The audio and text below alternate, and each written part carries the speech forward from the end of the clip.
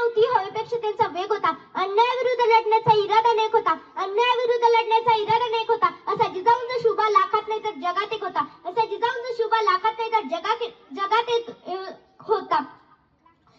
सर्वप्रथम रयतेचे राजा, आदर्श राजा छत्रपती शिवाजी महाराज यांना माझा मानाचा मुजरा. सन्माननीय व्यासपीठावरील मान्यवर, वंदनीय गुरुजन वर्ग व येथे उपस्थित सर्व रसिक हो.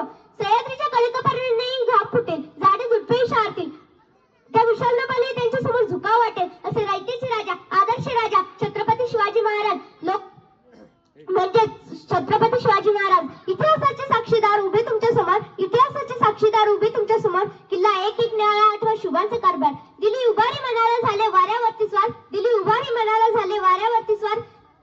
हर हर महादेव गरजले चार मावळ्याच्या जोरावर. अवघ्या मुठभर मावळ्यांना घेऊन त्यांनी आबाळभर शौर्य गाजवले. ते राजे म्हणजे शिवाजी राजे होय. शिवनेरी किल्ल्यावर 19 फेब्रुवारी 1630 रोजी एक तेजस्वी सूर्य जन्माला आला. तोफांचा कडकडाट झाला. सनई चौघडे वाजले. साऱ्या आसमंतात आनंदाची उधळण झाली. जिजाऊंना व शहाजीराजे भोसले यांना हर्ष झाला. त्यांच्या पोटी शुभांचा जन्म झाला. जिजाऊंनी शुभांवर लहानपणापासूनच उत्तम संस्कार केले व शिवरायांनी बालवयातच स्वराज्य निर्मितीचे स्वप्न पाहिले व प्रत्यक्षात घोडादौड केली.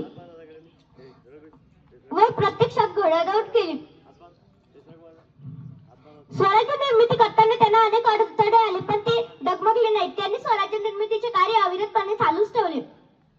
शिवाजी महाराजांनी तानाजी मालुसरे, बाजी प्रभू, मुरारबाजी असे जीवाला जीव देणारे मावळे तयार केले.